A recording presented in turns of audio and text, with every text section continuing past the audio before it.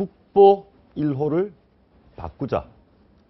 오랫동안 논란이 됐던 건데 다시 좀 커지고 있습니다. 예.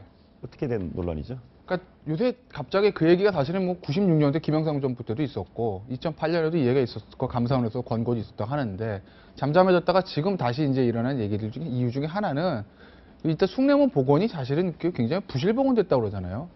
그러니까 이미 한번 불이 탄 거다.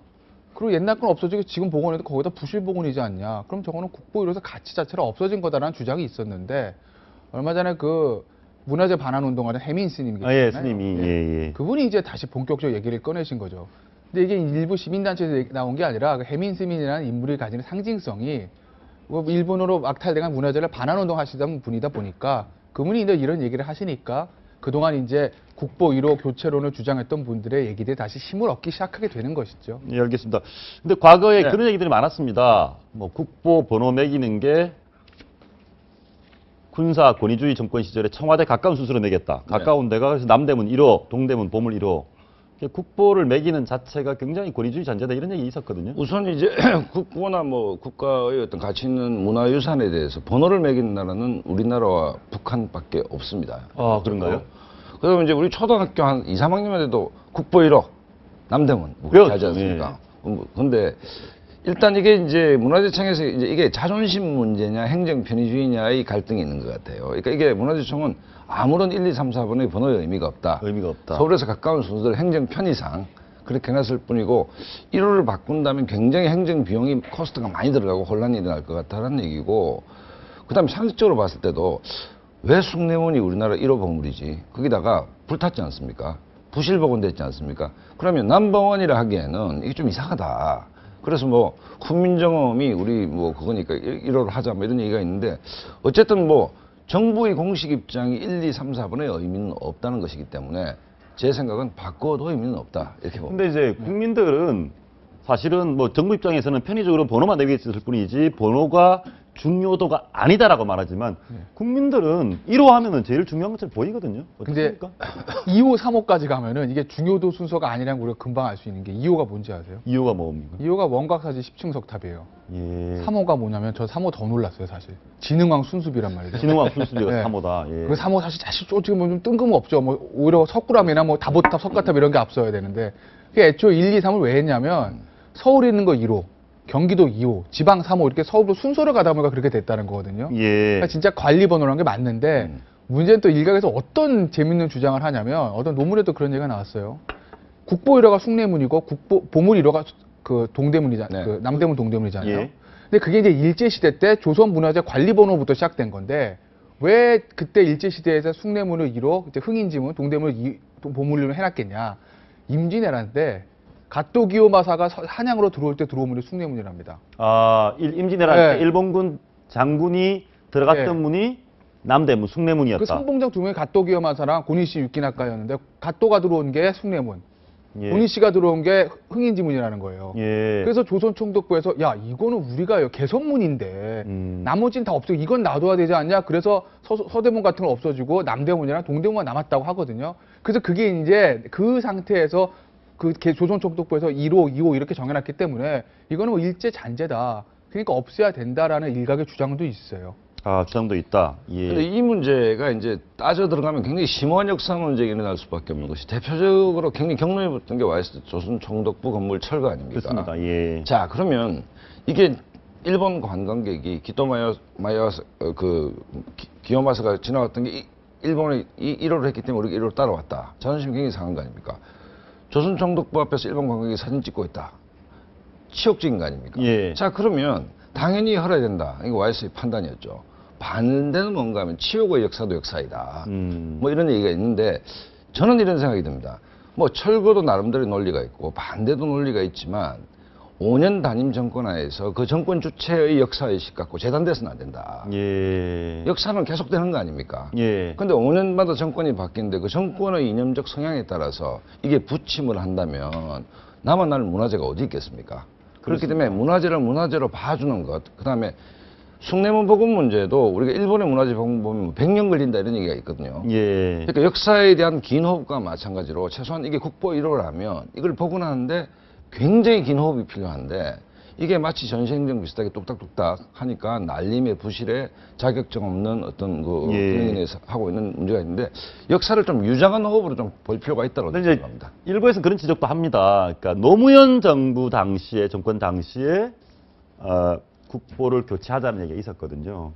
방금 말씀하신 조선 총독부를 하는 것도 그렇고 과거에 대한 단절 이런 식으로 하는 것이 일종의 정치권의 포퓰리즘이다 이런 지적도 있습니다. 그러니까 이제 그 군사 정권에서 이제 이른바 민간 정부로 넘어오고 또 우파 정권에서 좌파 정권으로 가면서 특정 그 권력 주체들의 이념적 성향이 예.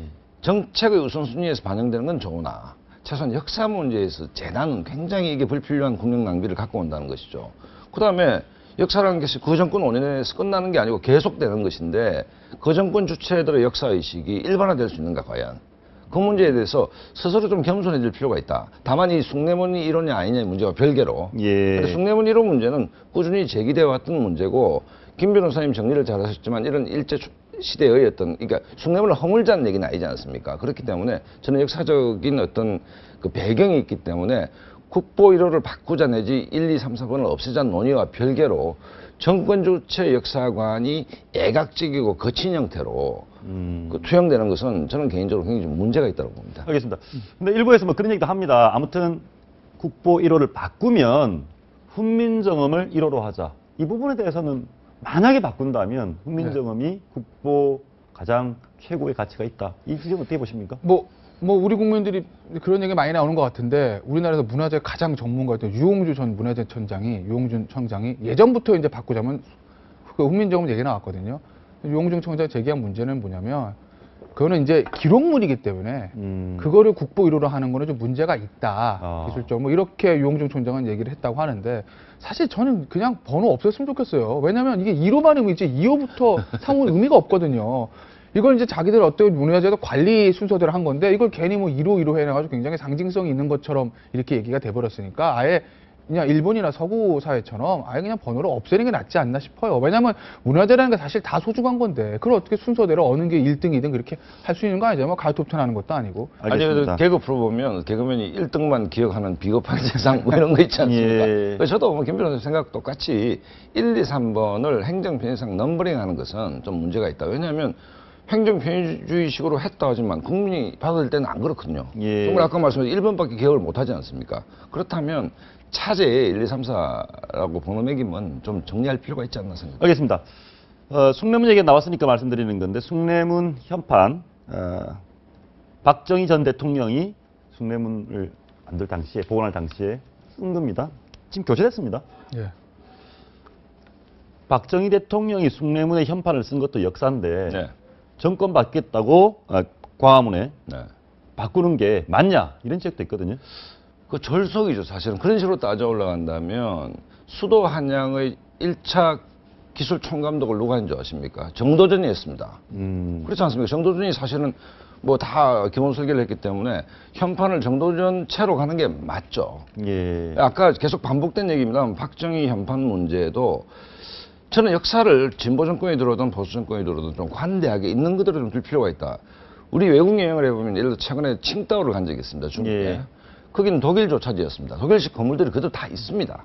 그것이 하나의 역사가 되는 것입니다. 그렇기 때문에 정권이 바뀌었다 해서 뭐 전 정권, 민주화 세대라 해서 산업화 세대의 어떤 상징인 박정희 현판을 떼버린다라는 것은 스스로 자기 공간을 좁히는 것이죠. 그렇기 때문에 역사를 좀 유장한 호흡으로 좀 볼 필요가 있다고 생각합니다. 알겠습니다. 광화문에 있는 박정희 전 대통령의 현판을 교체할 때 당시에 이제 박근혜 대통령이 아니었습니다. 마음이 좀 좋지 않았겠죠?